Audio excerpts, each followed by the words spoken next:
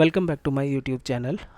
इस वीडियो में हम कुछ प्रॉब्लम्स को और देख लेते हैं जो सुपर की से ही रिलेटेड है। अगर कोई रिलेशन दी हुई है और कैंडिडेट की दिया हुआ है, अ सेट ऑफ कैंडिडेट की दी हुई है, तो हमें कैसे पता चलेगा total possible number of super की।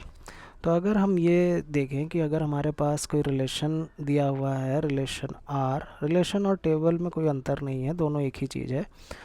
रिलेशन दिया हुआ है, टेबल रिलेशन और टेबल दोनों एक ही चीज़ है, और उसमें एट्रीब्यूट सेट दिए हुए हैं A1 A2 A3 and so on AN। Okay, मगर इस बार जो कैंडिडेट की का जो सेट है वो थोड़ा डिफरेंट है। यहाँ A1 A2 कैंडिडेट की है और एक कैंडिडेट की का सेट है A2 A3।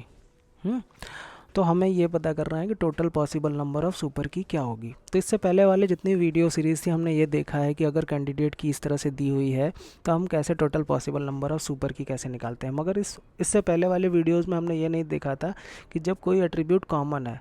इससे पहले वाली जितनी भी वीडियोज़ हमने देखी है उसमें कैंडिडेट की में कोई भी एट्रीब्यूट कॉमन नहीं था, मगर यहाँ पर A2 कॉमन है दोनों कैंडिडेट की में। तो सिंपल प्रोसीजर वैसा ही है जो भी हमने अभी तक देखा है। अगर हमें कैंडिडेट की A1 A2 दी हुई है और हमें सुपर की निकालना है तो कितनी टोटल पॉसिबल नंबर सुपर की बनेगी, 2n-2। उसी तरह अगर सुपर की निकालना है जब A2 और A3 कैंडिडेट की दी हुई है तो total possible number of super की कितनी होगी, 2n-2। मगर यहाँ पर एक प्रॉब्लम है, जब हमने कुछ सुपर की को 2 बार काउंट किया है। कहाँ कहाँ काउंट किया है? जब A2 और A3 को हम कंसिडर कर रहे थे तो हमने A1 को इसमें ऐड किया और एक सुपर की बना दी। और जब हम A1 और A2 को कंसिडर कर रहे थे तो हमने A3 को ऐड किया और हमने एक सुपर की बना दी। तो देखिए ये दोनों सुपर की दोनों में आई, इस वाले पार्ट में भी आई और इस वाले पार्ट में भी आई, क्योंकि हमने यहाँ पे A1 ऐड किया और सुपर की बन गई, यहाँ पे हमने A3 ऐड किया और सुपर की बन गई।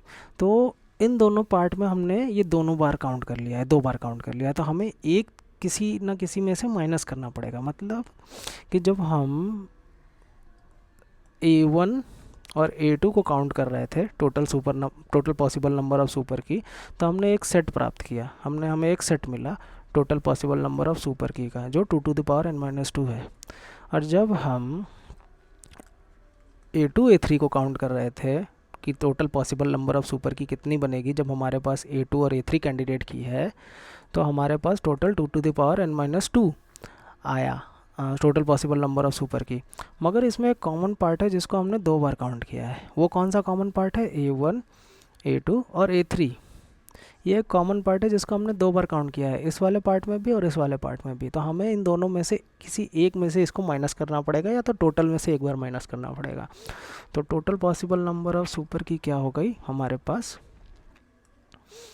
सुपर की जब A1 और A2 को कैंडिडेट की लिया, प्लस सुपर की जब A2 और A3 को कैंडिडेट की लिया, और माइनस जब सुपर की A1 A2 और A3 को एज अ कैंडिडेट की लिया।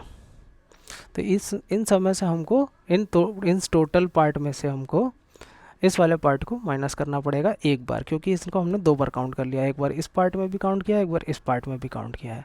तो यहाँ पर total possible number of super की क्या क्या आ जाएगी? यहाँ तो 2n-2 इस वाले पार्ट के लिए, प्लस 2n-2 माइनस 2n-3। क्योंकि यहाँ पे 3 एट्रीब्यूट है तो total possible number of super की क्या हो जाएगी? 2n-3। तो ये हमारा करेक्ट आंसर है।